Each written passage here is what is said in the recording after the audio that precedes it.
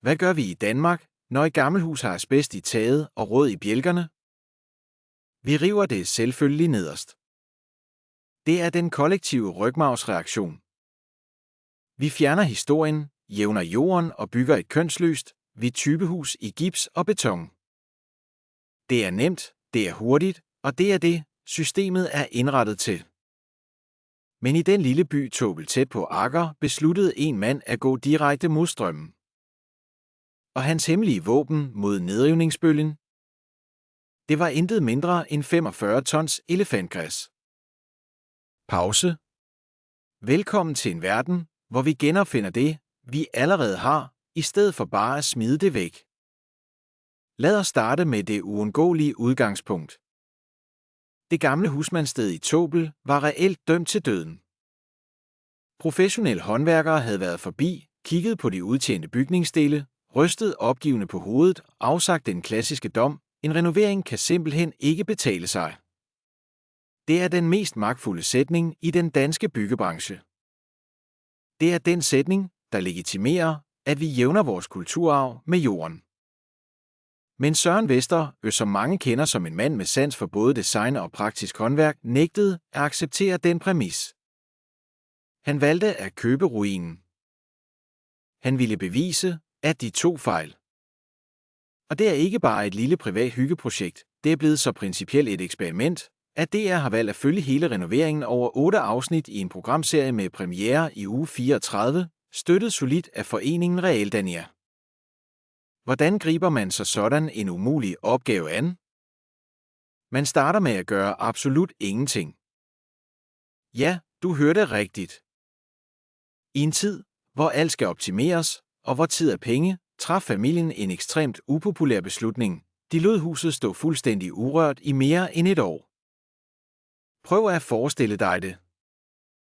Du har købt et faldefærdigt hus, og i stedet for at rykke ind med muggert og container på dag 1, så går du bare rundt om det. Du kigger på, hvordan lyset falder. Du mærker fugten. Du lytter til væggene. De brugte et helt år på at forstå husets anatomi, før de traf de afgørende beslutninger. Undervejs inviterede de arkitekter, designerer og ikke mindst lokale kræfter indenfor for at skabe en gennemtænkt plan. Og da de endelig gik i gang, mødte de den helt store udfordring: taget. Det var slidt op, og det indeholdt asbest. Den gængse løsning ville være at køre det på deponi og lægge et standardtag. Men Søren ville noget andet. Han ville vise, hvordan man bygger med respekt for klimaet ved hjælp af genbrug, traditionel håndværk og biobaserede materialer. Det bringer os til projektets mest spektakulære detalje, de 45 tons elefantgræs. I stedet for at isolere med konventionelle materialer, hentede de 45 tons elefantgræs, som var høstet lokalt i Thise. Græsset blev granuleret og blandet med kalk, hvorefter det blev blæst ind som isolering på sommerhusets tag. Ifølge Søren Vester selv er dette materiale udviklet specifikt til netop dette projekt, og det kan meget vel være en decideret verdensnyhed. Tænk over det, et tag isoleret med lokalt høstet græs og kalk. Det lyder som noget fra jernalderen, men det er i virkeligheden højteknologisk, K2-lærende byggeri i øjenhøjde. Men hvorfor overhovedet gøre sig alle disse besværligheder? Det havde da været uendeligt meget nemmere at ringe efter en bulldozer. Søren Vester lægger ikke skjul på, at han har valgt løsninger, der går langt ud over, hvad den gennemsnitlige boligejer har tid eller ressourcer til at kaste sig over. Men som han selv siger, det er netop det, der er pointen. Han vil vise, at det kan lade sig gøre.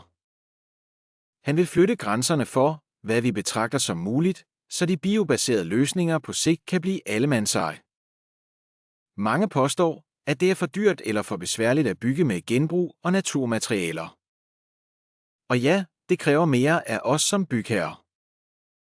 Det kræver, at vi tænker os om, og at vi samarbejder med de lokale håndværkere, der rent faktisk forstår de gamle discipliner. Men det kan lade sig gøre. Stig Hessellund, der er projektchef i Realdania, rammer hovedet på sømmet her.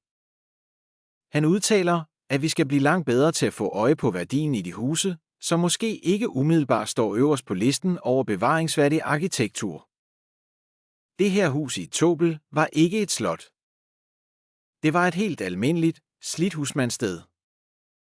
Men det rummede en historie, en sjæl og nogle fysiske rammer, som det ville være en klimamæssig katastrofe bare at destruere. Det her projekt handler i virkeligheden ikke kun om et sommerhus i Agger. Det handler om vores allesammens mentalitet. Det handler om at turde stoppe op, trække vejret og vurdere værdien af det eksisterende, før vi lader nedriveren komme til. Det handler om at forstå, at det, vi kalder affald, ofte bare er ressourcer, vi endnu ikke har haft kreativiteten til at bruge rigtigt. Hvis du også synes, det er på tide, at vi genopdager værdien i vores gamle huse og begynder at bygge med materialer, der rent faktisk vokser op af jorden, så gør dig selv den tjeneste at trykke på abonner-knappen under videoen. Giv videoen et like, hvis du vil støtte den grønne omstilling af vores byggekultur. I næste video skal vi se nærmere på, hvorfor moderne typehuse ofte har en kortere forventet levetid end de huse, vores oldefædre byggede med de bare næver.